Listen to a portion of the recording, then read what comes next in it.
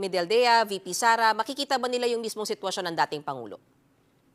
Ay, mayan kanina nakikinig tayo doon sa mga usapan nila, no, kasi nandun sila matagal doon sa registrar sa harapan ng detention office. Apparently doon sila ni-refer pagkatapos sila mag-email nitong umaga na gusto nilang bumisita. So sinasabi kanina na ito yung counsel nung dinedetain nyo na si dating Pangulong Rodrigo Duterte na kung tatawagin ay suspect na ngayon dahil siya ay indicted na ng ICC. So siya yung sinasabing legal counsel at sinasabi nga ni Yes Migueldea that he is entitled to that, to a right to have his own counsel.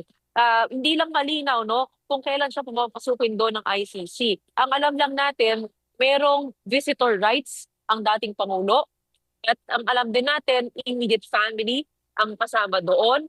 Hindi natin sigurado kung ano yung papayagan ng ICC at this point. Pero yun nga sa kanilang statement, sinabi nila na mayroon mga procedure na pagdaraanan. Kanina, nabigyan na tayo ng hint niya, no, bago pa man natin nakita si ES. Kasi may mga Pilipino na doon na nagsabi na baka wala raw dyan si dating Pangulo sa loob ng detention facility. Parang nandun daw siya sa ambulansya, pero yung ambulance hindi pumasok sa loob. At tama nga, na-confirm nga yan kanina na doon siya sinakay at hindi siya dumiretso sa detention facility. Yun nga lang, medyo stretch nga rin, no, yung sabihin na baka meron grand conspiracy. Pero siguro nanggagaling ito may doon din sa sinabi ni ni Vice President Sara Duterte na state kidnapping yung nangyari sa kanilang tatay. Well, Gretchen, do we know for a fact na tama yung pinagtanungan ni Secretary Medaldea?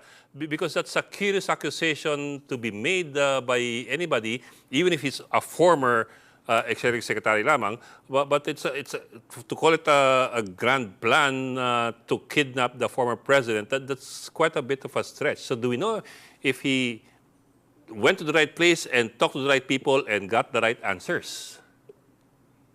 Ed, kanina we got the sense na hindi pa nila natatanong yung ICC. Ang sa palagay natin, nagulat sila nung sinabihan sila na walang naka-detain doon na Rodrigo Duterte. Yun yung sinabi niya sa kanyang soundbite na wala daw ditong Rodrigo Duterte. Siguro nakita natin na may pagkagulat at kanina nga after ng interview, diretso silang umalis. Sabi niya na tatanungin nila yung ICC, nasaan na nga ba ang Pangulo. So mukhang fresh pa itong impormasyon sa kanila nung kausap natin sila kanina. Tinext din natin si Philippine Ambassador to the Netherlands na si Ed Malaya. Hindi rin tayo nakakuha ng sagot kung